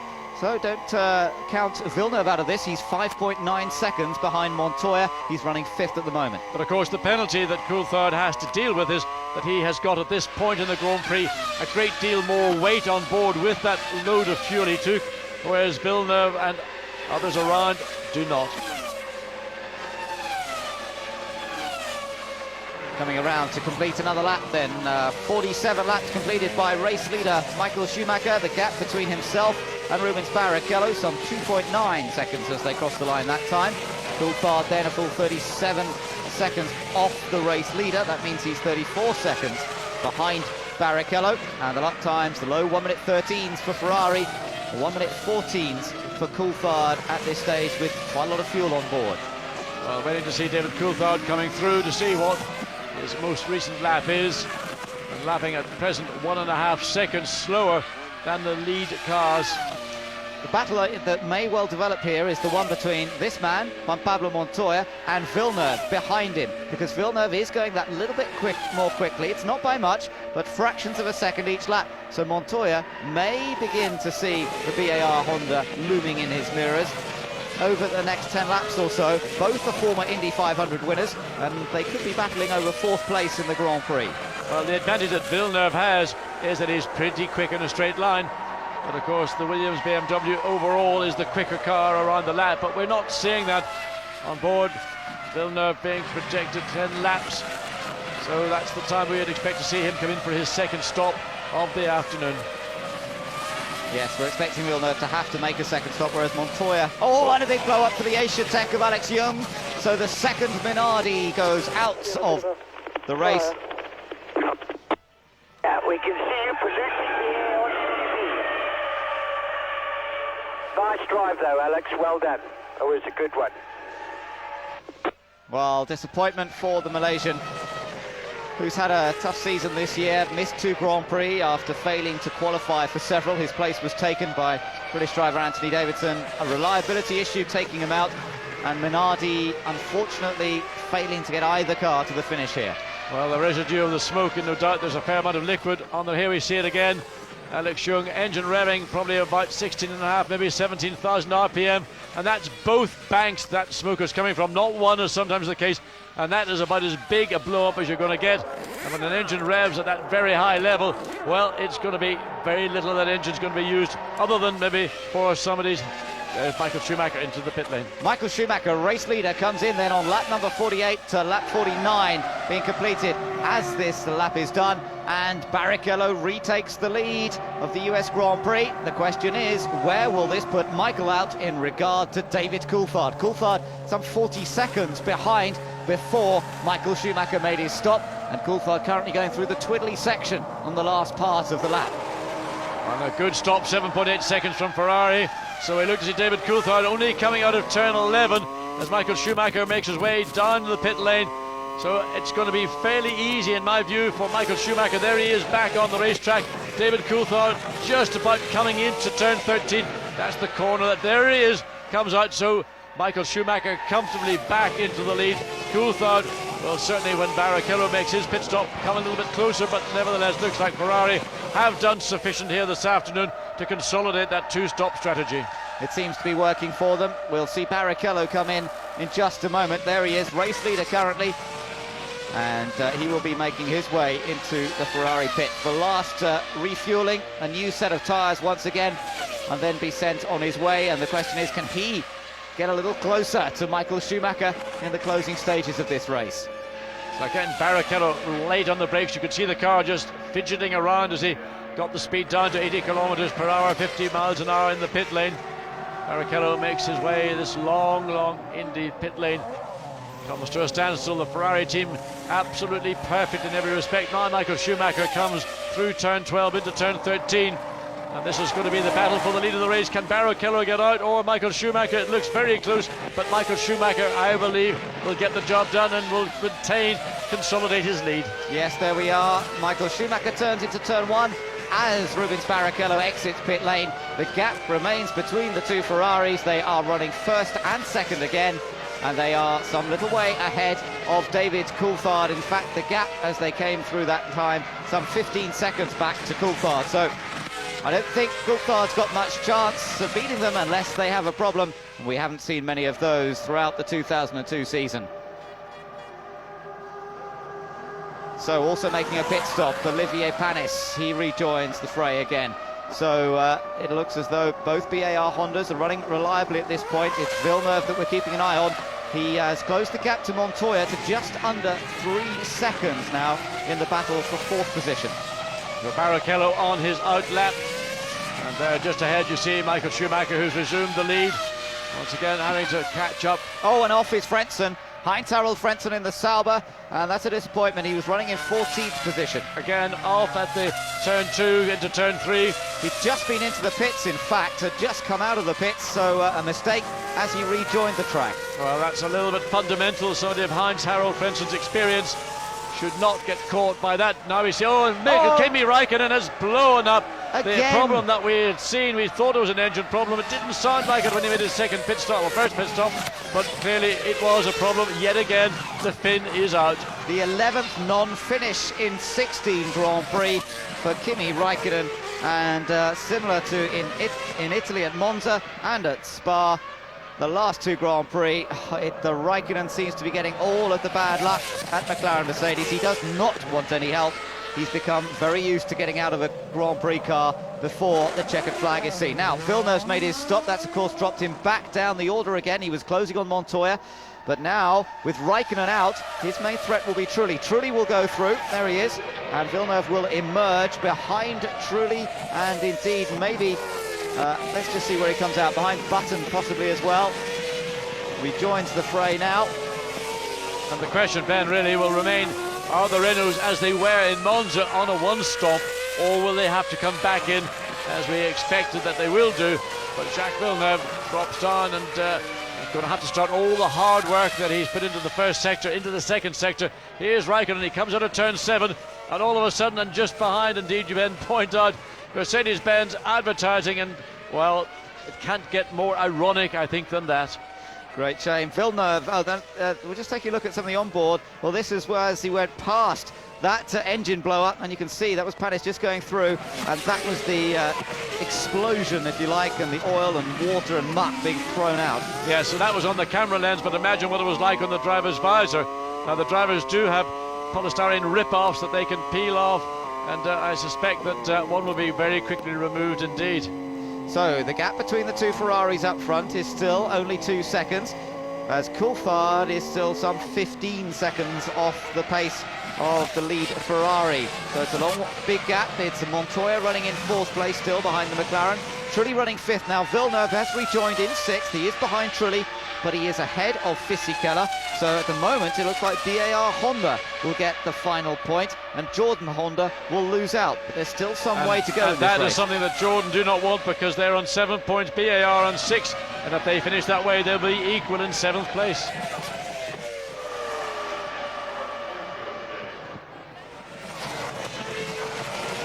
Barrichello certainly has not given up hopes of finding a way past his teammate, but we've seen how hard it is to overtake here. It would take a pretty big gamble, a big risk to actually attack and try and pass, and the pace that lap from Michael Schumacher quite a lot slower than he has been doing. I wonder now if they haven't had the order, okay boys, slow it down a bit, let's protect the machinery, you're running 1-2, it might be time to relax a little. Well, we saw how the strategy played out in Italy when Barrichello used that 2-stop strategy to his advantage. And after the second stop, he came out just ahead of Schumacher. This time, it's the other way around. Michael has got the advantage, and I would not expect to see Barrichello challenging for victory here now that that second round of pit stops has been completed. Let's ride with Barrichello.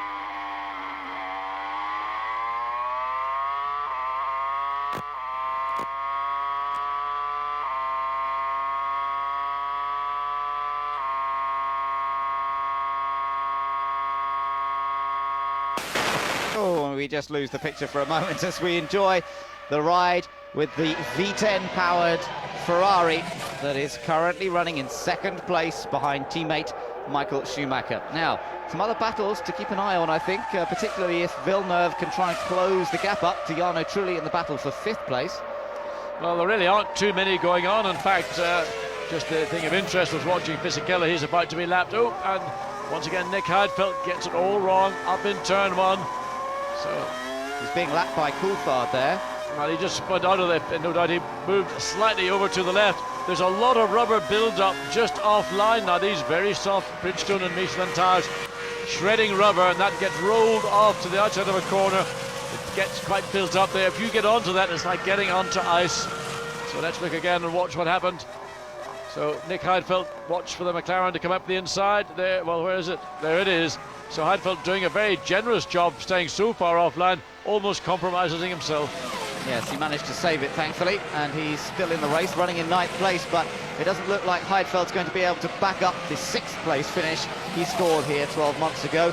He's well out of the points, and not much prospect at the moment, although he's only 1.4 seconds behind Jenson Button, who's running in 8th place. Yes, but it's the teammate of Button, Jarno Trulli, who's under attack, because he's got Jacques Villeneuve homing down on him, 4.4 seconds behind, and lap times, well, about 3 or 4 tenths a second different, but nevertheless Villeneuve doesn't want 6th place, he wants 5th place, and if he were to finish in 5th place, that would then put BAR ahead of Jordan in the World Championship, Manufacturers Championship. So a good tussle still to enjoy, as we have 16 cars still running in this Grand Prix. Out of the 20 that started, that was moving out of the way there very comfortably and very generously. Jenson Button allowing David Coulthard through. Coulthard still on a charge, still trying to apply some pressure to the Ferraris. Michael Schumacher has backed it off a bit, and it's allowed Barrichello to close to within 9/10 of a second.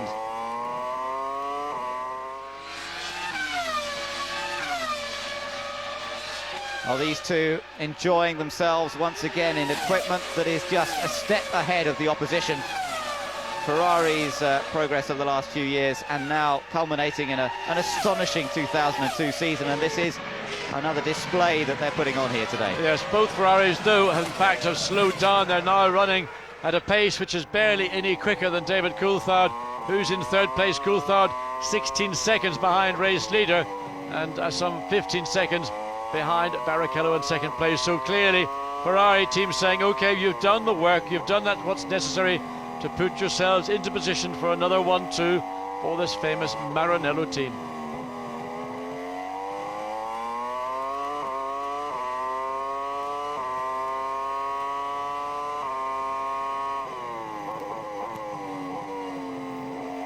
We're watching the 5 times world champion hard at work, but not very hard, is it? No, Ben, he's not hard at work. This is so easy right now. You can see how little effort Michael Schumacher is actually putting in. But the pace, of course, they're running at is still quicker than the rest of the field. But because this year's Ferrari is such a good car, it makes the job look, from that onboard camera shot of Michael Schumacher, like he's just doing a bit of, well, weekend shopping. Well, he comes around to complete another lap. That's 57 laps completed now, as the 2 Ferraris storm away at the front of the field. 14.9 seconds was the gap back from Barrichello to Coulthard last time around, but they're just controlling that gap. And then we see Montoya still marching on in 4th position, Trulli some 30 seconds behind Montoya, and it's Trulli who has to watch out for Villeneuve. Villeneuve a 14.7 and Trulli about the same pace, so there's not much to choose between the Renault and the BAR Honda, currently battling over 5th place, but separated by some 4 seconds. Now, just looking at the speed trap figures there, you can still see that Takuma Sato is still the fastest through the speed traps here today, at just under 220 miles an hour. But what's interesting is this Ferrari top speed, Michael Schumacher only 13th quickest, but the reason for that is that Ferrari, by winning pole, winning the front row of the grid, were able to set their car up to be fast in the race, to be efficient in the race.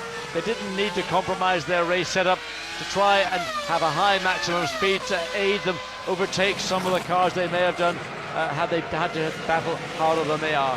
Little battle going on for 8th place here as Jenson Button tries to fend off the advances of Nick Heidfeld, but they're both lapping at a fairly similar pace, I have to say.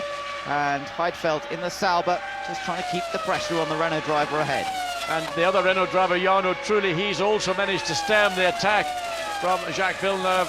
The gap hovering around 4.5 seconds. It was down to 4.1. So Jarno Trulli responding to Jacques Villeneuve, currently the last of the point scorers in 6th place. Yes, only points scored down to 6th, so Fisichella and Button, Heidfeld, Irvine, all no chance of scoring points at the moment. Irvine's in 10th place, Sato's still running, he's in 11th position. Hasn't had that many finishes this year, but so far the Japanese driver okay. Let's just ride with Heidfeld. You've got Jenson Button, your target, the next car ahead.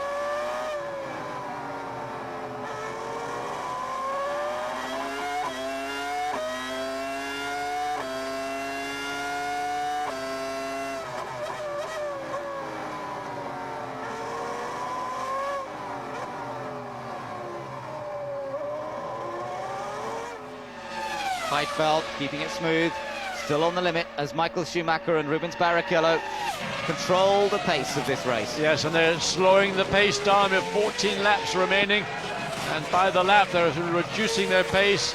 They were running in the 1 minute 13s, then they dropped into the 14s. Now they're at the high 114s and Barrichello in a middle 115. Well, we've seen eras of domination in Formula One. Fantastic shots through the first couple of corners as the Ferraris in action. But as a dominant team go, this Ferrari team is certainly one of the best. They are likely to match the record of the number of 1-2 finishes scored by a team here today. 14 1-2 finishes scored by Ayrton Senna and Alain Prost between 1988 and 1989. Remember those days when McLaren Honda had such an advantage over everybody else, but of course Senna and Prost were involved and engaged in a mighty battle between themselves. Well, today we're looking at the 14th 1-2 finish, not just this season, but overall they're running together as teammates over the last few years. The 14th time that we'll see a Schumacher and Barrichello 1-2. Well, further down the field things are staying fairly status quo. There we see the number of pit stops the respective top 6 drivers have made, and Coulthard, Montoya and Trulli are only on that 1 stop. The 2 Ferraris and Villeneuve have made 2 stops, and it appears that the 2-stop strategy for the front runners is the right way to go. For Coulthard and McLaren, well, they like to do these one stop, go very deep into a race, and hope that by the time they've made that stop, with a light load of fuel for the last quarter, maybe last third of the race, and fresh tyres, they are going to be in strong shape. Here this afternoon, they've done a great job, but not good enough to beat the two Ferraris. No, but good enough to beat the Williams, the sole remaining Williams of Juan Pablo Montoya. He's still going, but he's down in fourth place, a lonely fourth. He's nearly 9 seconds behind Coulthard. Yes, I just wonder whether the pace of Coulthard today and McLaren would have beaten that of the Williams, but I have to say, with that contact in turn one at the end of the first lap, the two Williams drivers did not help their cause. The prospect of Montoya getting a podium was, I think, quite reasonable, but doing what they did, that shot any chance right in the foot, and it looks like David Coulthard will be the last of the three on the podium this afternoon. Montoya still pushing in his fourth place. He's just recorded a 1 minute 13.965, the only driver currently in the 1 minute 13s. So the Ferraris, of course, perfectly capable of lapping at that pace, but they have just decided to ease off a little bit, maintain the gap to David Coulthard at a comfortable margin. Currently 14 seconds between race leader and the Coulthard in third place. And there, Ferrari in their accustomed position, perhaps, just counting the laps down and heading for another victory this year. Michael Schumacher has had a perfect drive so far today. Still 12 laps to complete, but it doesn't look like he's going to be beaten.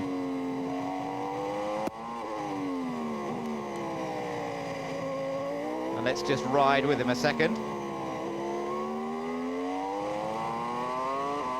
Looks like anybody could do it.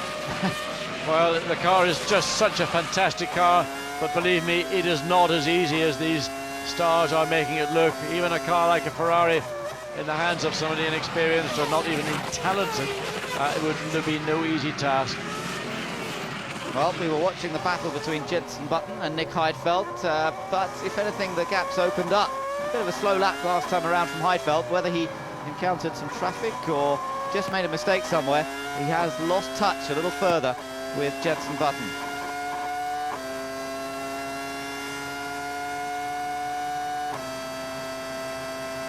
And in fact, he's got to watch out because Eddie Irvine is definitely closing that gap up behind. As he heads down into the first corner, we can just see the Jaguar not far behind him. No, it's showing at 1.9 seconds as they came across the start-finish line. There is Eddie Irvine as he comes out of turn two. He's got Ralf Schumacher behind him, but Ralf Schumacher still running 16th and last, the victim of that first turn incident with his own teammate. But Eddie Irvine under no obligations whatsoever to let the Williams BMW, which is running in the mid-114s, past the Jaguar, which is running in 1:15.0. Again, a good lap from Montoya on that last lap, a 1:13.8. Again, the fastest driver on track, but he's still a long way behind Coulthard. No real prospect of catching up to Coulthard. And I wonder how Eddie Irvine feels, John. Last time, third place at Monza. This time, struggling in 10th position. Well, it was a great weekend for Jaguar up until the point where qualifying started, and they found the car that they were very happy with was not the car that turned up for qualifying, and that's just a function of the aerodynamics of the car, the increase in the ambient and track temperature, and the fundamental shortcomings of this R3 Jaguar. But still pretty quick, very strong Ford V10 engine in the back of the Jaguar, and Ralf Schumacher, you can see, in no position to challenge, not to take a position, but just to try and move further and get out of the fumes, the slipstream of Irvine's Jaguar. Well, the Jaguar fans are here, but they won't have quite the same celebrations that they had 2 weeks ago in Italy. But nonetheless, he's still running reliably, unlike his teammate De La Rosa, who of course went out the first retirement. Still, we have 16 cars running as we get into the final 10 laps of this race. Juan Pablo Montoya, you might think that he's consolidated in fourth place. Well, he's not. He's still pushing hard, still running in the mid-1 minute 13 seconds, trying to chase down David Coulthard, who's in third place. 8.2 seconds the gap, and well, it's 9 laps to go as the two Ferraris come across the start-finish line. Still pushing hard in that second sector. So Montoya, well, he feels, I'm going to try and do something for my team, and that something is to get third place away from Coulthard. Yes, and just to show that the car is quick. In fact, everybody getting back into the 113s now. The Ferraris having to up their pace a little bit because of Coulthard going a bit quicker, and now Montoya on 1:13.3. That's his fastest personal lap of the race. Listen to Eddie Irvine. Coming from about 210, 215 miles an hour down to 70 miles an hour, hard on the brakes into turn 1. Yes, not as hard as we've seen, Eddie, maybe just going through the motions, brake slightly earlier than maybe you do if you're in a battle for position into that corner. Nonetheless, continuing the process, running 1 minute 14 sevens, 14 sixes. He's 1.1 seconds behind Nick Heidfeld. There you can see him just ahead from this camera view. That's that Sauber. 9th place, 10th place. Well, does it matter to a driver? Possibly not, but it does matter to the teams. It's very important for the teams to maximise any position in any Grand Prix wherever possible. The Ferraris are across the line. 3.5 seconds separate them. Look back, and you won't see Coulthard for a little while. He is some 10 seconds. There he is. Well, Coulthard under pressure. He's having to up his pace. That's what's driving the two Ferraris to up their pace.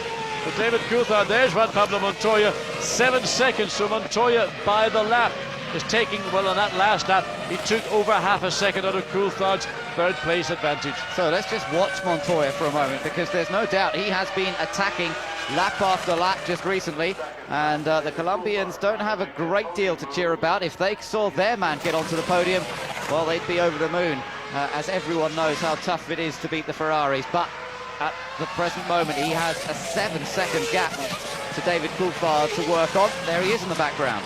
There's just the length of that back straight. That's the distance between the Williams and the McLaren. There are the times. You can see how they've come down, and it's on average about half a second a lap that Montoya's been eating in to David Coulthard's lead. It's 7 seconds as they came across the line on lap 65. So, and there's now lap 66, so we wait to see what the gap will be. With only 7 laps to go. Toyotas are still running. Mika Salo running in 14th position at the moment. Alan McNish still running as well. He's in 15th place. Coulthard turns into turn 1, and we look back to see Montoya, the gap down to 6.4 seconds. Yes, a further 0.6 of a second. Montoya's chewed out of David Coulthard's 3rd place, and it's not going to be enough. I mean, he might catch him, but then getting past, well, that's going to take a move of bravery of a magnitude only by Pablo Montoya. I don't think he can bite into the lead. Coulthard is able to judge his pace against the remaining laps, and the mathematics don't really add up. No, that's right. They had their own little coming together at the Nürburgring earlier this year. Look at Heidfeld, how he's coming under pressure now from Eddie Irvine, who's just a half a second behind. So he's got to watch out. And then Ralf Schumacher behind, but remember, he's a lap down on these guys, but still running at their pace. Yes, Eddie Irvine wants to find himself in position. We're coming into turn 8. Not to pass here, but just to put Nick Heidfeld under pressure, because Eddie Irvine knows he's got a pretty quick car in a straight line. Nick Heidfeld's car not as fast. The horsepower the Jaguar Ford V10 produces is greater than that we think that's in that Petronas badge Ferrari engine. That's for the last year Ferrari Grand Prix engine. Ralf Schumacher just getting a bit of a grandstand view. Montoya down to 5.2 seconds now over David Coulthard, but this battle with Irvine and Nick Heidfeld also attracting our attention. There's Peter Sauber on the pit lane. He's watching almost nervously. Can his driver stave off Irvine in the Jaguar? Montoya's lap that he's just set, only 0.2 of a second, less than 0.2 slower than the fastest lap of this race set by Barrichello on lap 27. We know the Ferraris are not pushing as hard as they could, but it does give you an indication that the Williams BMW is going very rapidly at the moment in the hands of the Colombian. We're looking at this battle, though, still between Heidfeld, Irvine and Ralf Schumacher, although Ralf Schumacher down a lap. He's in 16th and last position as a result of that earlier rear wing change. Yes, and Ralph's lap time being dictated by the battle between Irvine and Heidfeld. That's the battle for 9th place. Heidfeld running in the 15s, Irvine fractionally quicker than that. So that's what you can see as the Ferraris come down the straight. Heinz Harald Frentzen caught between the lead 2 cars. We wait for Coulthard to come through. David Coulthard was 15.9 seconds. He comes through turn 13 now. There he is, Juan Pablo Montoya. The gap was 5.2 seconds, 4.4 seconds, 5 laps to go. Wow, that is a huge amount of time that Montoya is making up The Williams chassis really working well in this last stint as the fuel load has burnt off. Even though the tyres have now done some laps, it is working very effectively. But Ben, he needs 6 laps to get the job done, and there are only 5 laps in this 73-lap Grand Prix remaining. Eddie Irvine gets it wrong in turn 1, and once Ralf Schumacher takes advantage and goes through. Irvine attempting to find a way past Nick Heidfeld in turn 1, gets it wrong.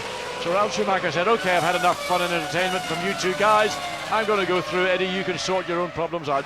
Too far behind to make a serious attempt, but under braking, similar to what we saw in warm-up this morning. The Jaguar under extreme pressure, very unstable. He's been saying all season long that the brakes on the Jaguar are not good enough. They've been working to try and improve it, but he's still not fully happy, and perhaps that was a little example of what he means. Now then, here come the Ferraris to complete yet another lap, still watching the gap between Coulthard and Montoya in the background. Coulthard flashes off the banking, and you'll see the Williams BMW not too far behind him. So how much time will Montoya have taken out? 4.4 now, 4.1. Coulthard has decided, well, I don't want to let him get so close to me that he puts me or my team under pressure.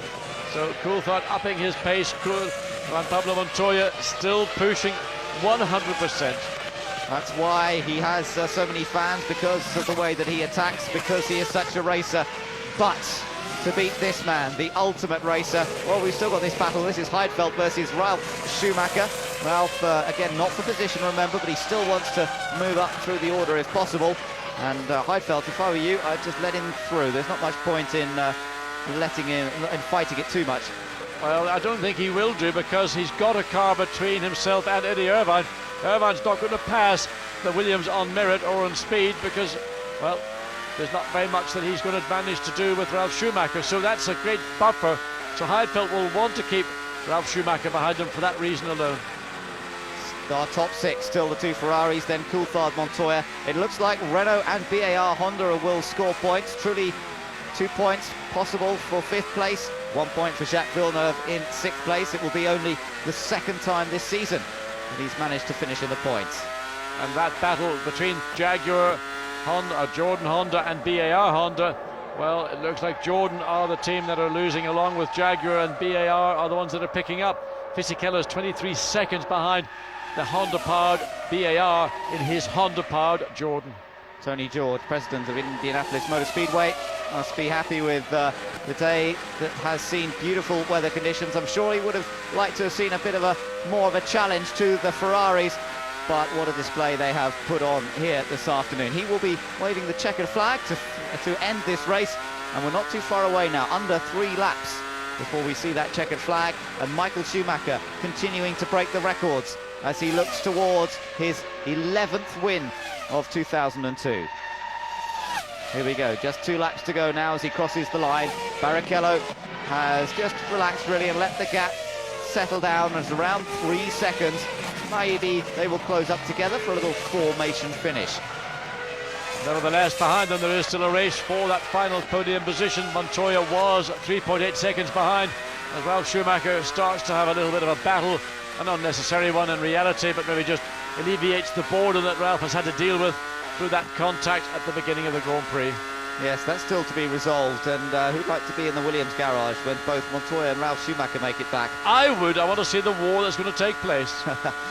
Okay, well, across the line goes Ralf, and these 2 German racers, Heidfeld and Ralf Schumacher, both trying to prove a point perhaps. There's still Eddie Irvine right behind them, so as you say, Heidfeld fairly anxious to keep a buffer zone between himself and the Jaguar driver, despite the fact they're not actually battling over points. Montoya's close to within 3.3 seconds now of Coulthard, but with less than 2 laps to go, there really isn't time for him to do anything. And the 2 Ferraris are about to begin their last lap here in the United States Grand Prix. Well, again, we've seen utter domination from this company from Maranello in northeast Italy, and what a fantastic job they're doing. 2 cars run reliably as clockwork, 2 drivers like a metronome. Michael Schumacher, Rubens Barrichello, neither has put a foot wrong. Ferrari engineers, team members run out to the pit wall, climb. This is not Helio Castroneves, these are the Ferrari engineers to welcome their 2 drivers, to thank them for a perfect afternoon's work. Well, Montoya still battling, 2.4 seconds the gap between himself and Coulthard as they came around, but it is the two Ferraris that we are watching now as Michael Schumacher heads towards his 11th win this season. It will be the 14th win in 16 Grand Prix for Ferrari this year. What an astonishing record, beaten on just the two occasions, Malaysia by Ralf Schumacher and Williams, Monaco by David Coulthard and McLaren Mercedes. But the rest of this season has been an easy ride for the Ferrari drivers, and it's a 1-2 finish heading their way once again. Just the final banked turn here at Indianapolis for Ferrari to record their 8th 1-2 finish of the season. Superb stuff, and Michael moves up wide through the banking. They are going to cross the line virtually together as they cross the line, and let's just see who takes it. It's Barrichello. I think Barrichello has been taken the win. 0.0 on our timing screens, and it's almost a dead heat between the Ferraris as Michael Schumacher backs off across the line. It's a dominant performance from those two. Coulthard takes third place under mounting pressure from Montoya, but he ran out of time. Trulli will come home in 5th place for Renault, and Jacques Villeneuve will take 6th for BAR Honda. Well, I'm not quite sure that was part of the game plan, but the timing and scoring has shown that Rubens Barrichello was, in fact, well, you're talking about millimetres. Man, you look at the rubber build-up on the racetrack. So Barrichello credited with winning this afternoon's US Grand Prix round 16 of the FIA Formula One World Championship. Here's this battle that's gone on for 5th and 6th place. Jacques Villeneuve will take 6th. Jarno Trulli, superb drive in the Renault, takes 5th. Two great drives from him coming up of the last two Grand Prix, but Jacques Villeneuve, that point absolutely crucial for BAR Honda, of course, in that battle that's going on in the Constructors' Championship. That puts them even with Jordan. They're matched now on 7 points. Crucial stuff indeed. Renault picking up another 2 points. That doesn't make too much difference. They're fairly comfortably in 4th place in the Constructors' Championship. And there the official gap actually being shown as 0.010 for Barrichello to have taken the win. Well, I mean, you couldn't measure it in such a fine amount of time. So Barrichello credited with winning. I think the winner today is Ferrari. A superb job as Rubens Barrichello's manager makes his way up onto the pit wall, and thanks the team for returning all the favours that Barrichello has done over his 3 seasons with the Ferrari team, but in particular this year, when on a couple of occasions, most notably in Austria, when what we saw was little more than a sham, has now been fully paid back, and I suggest also with interest. So Barrichello takes his 5th win of his career. Michael Schumacher taking 2nd place in the end after we thought he was going to take win number 11. He stays on 10 victories. Coulthard 3rd ahead of Montoya, Trulli and Villeneuve, our point scorers. Fisichella 7th ahead of Button, Heidfeld and Irvine. Not classified a number of drivers: Kimi Räikkönen, Alex Young, Mark Webber and Pedro de la Rosa, but overall good reliability from the Formula One cars, with 16 out of 20 cars making it to the end of the Grand Prix. Let's just take a look at the replay of the finish there. Michael Schumacher on the right, just backing off as he came off the banking, and look, definitely Barrichello just across the line first. Yeah, you're talking about literally a couple or maybe 3 inches of difference between these two cars. Michael pulled up left, up high on the banking, let Rubens come alongside, and this literally is a grandstand finish. Barrichello was ahead literally by those minute amounts. Tony George, the president of the Indianapolis Motor Speedway, flags off the two Ferrari drivers there, the famous row of bricks which are there as sort of celebration of the Brickyard. For many years the entire race track, the oval track, was paved in building bricks. There we are, Barrichello and Schumacher, a 1-2 finish again. And Barrichello saying, "Did you back off to let me win?" And it looked like a nod from Michael there. And he says, "Thank you very much." I'm not sure whether that's a jeer or a boo for the two Ferrari drivers. Maybe the crowd not happy with that kind of grandstanding finish, but we'll wait and hear from both drivers in the press conference. Well,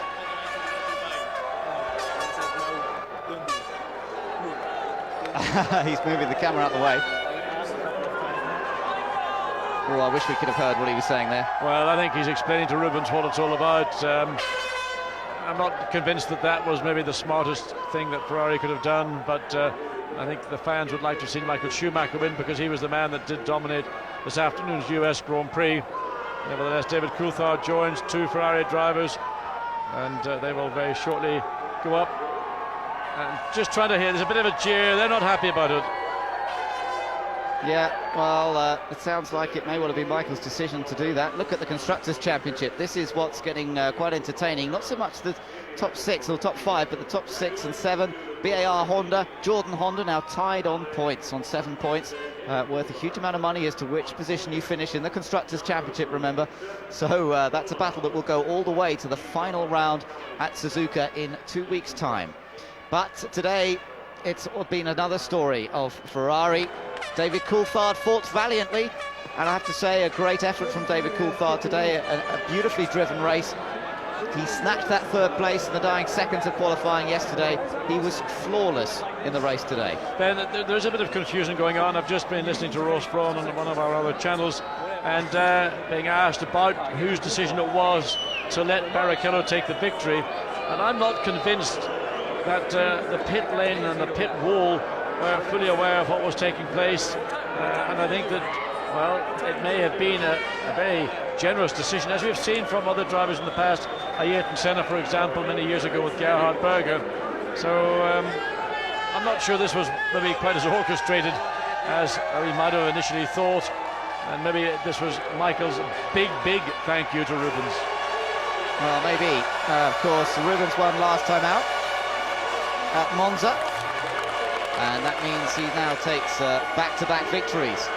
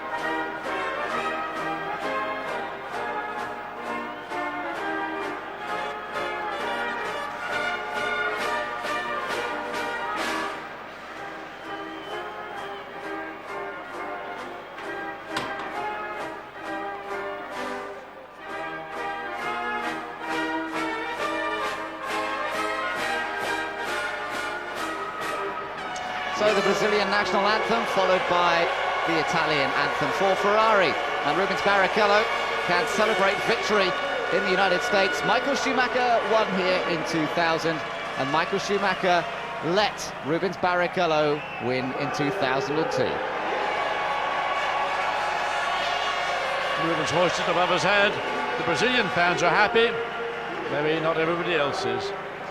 Well, Ferrari have certainly shown their class once again here today, but in many ways it would have been nice to have seen Michael take that top step. He deserved it. He drove well all day. Barrichello chased him hard, but at the crucial moments it seemed to be Schumacher who was ahead. He earned the pole position yesterday, but he decided to gift the victory, by the looks of things, to Rubens Barrichello, as perhaps a thank you for all the hard work that Rubens has done over the last few years. And David Coulthard, first time he's been on the podium since Manicourt, the French Grand Prix, some 4 Grand Prix ago, so this must feel good to him as well. Yes, a very good weekend's work from David Coulthard and from McLaren Mercedes. They've been battling all year. The car does not always work well in qualifying. David particularly suffers, but now he's got his reward. He's got 4 points. He's back on the podium, and also just for an internal situation within the team, just consolidates the value that Coulthard brings to McLaren. Barrichello celebrates. Of course, what this also does is confirm him as second place in the World Drivers' Championship. So Ferrari now have the full house, the World Drivers' Champion, the Constructors' Championship, and second in the Drivers' Championship. That's it, they've won everything you want. Yeah, he's absolutely giddy with joy, and a couple of mouthfuls of champagne. The Mont Cordon Rouge champagne that is used on the winner's podium.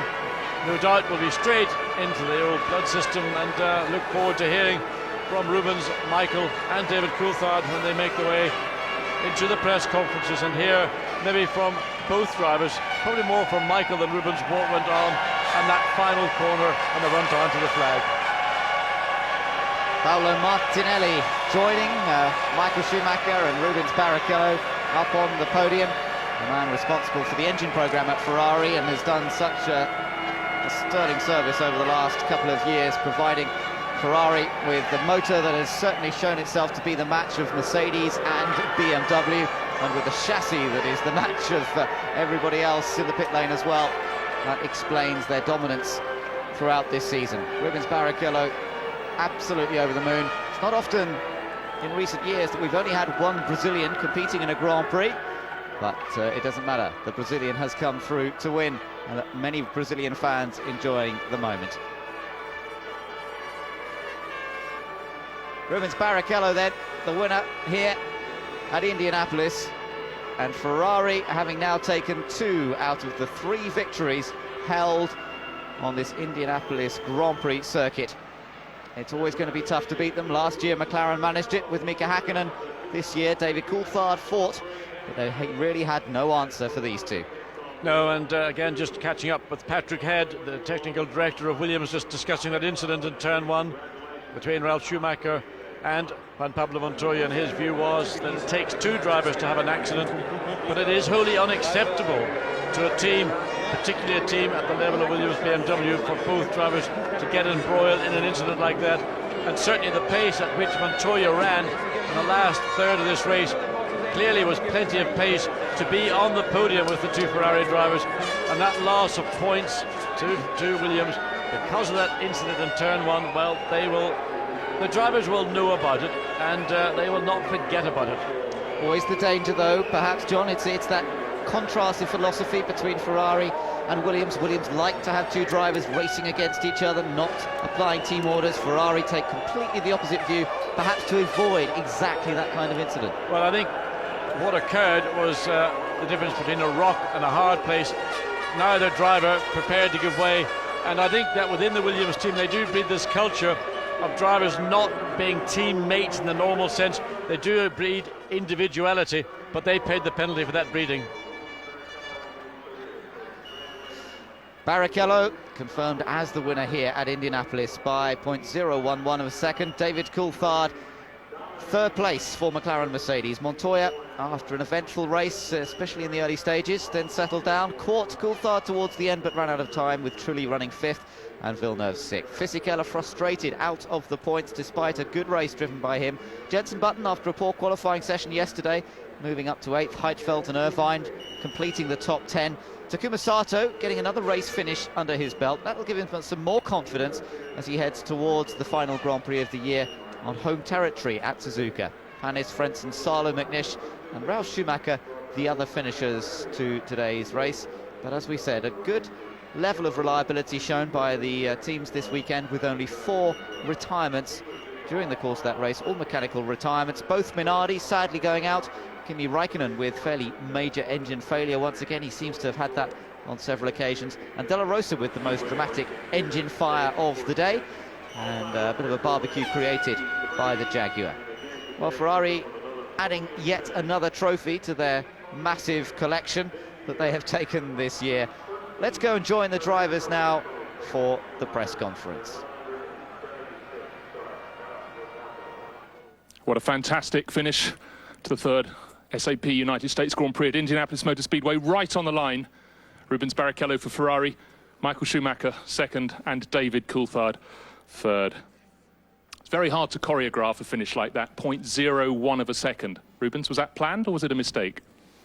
No, I mean it wasn't planned. We never said at the beginning of the race. I guess we had a lot of fun in the race, trying to be as fast as the other, and at the end, what can I say? I mean, just thank Michael very much, and thank the whole team for the support of the whole year. I mean, we get everything now. I mean, we're first, we're second, we won the constructors. I guess the crowd was happy. For me, it was kind of a very important. You know, the USA is such an important part of my life too, and you know, was very, very, very good. I got to the last corner.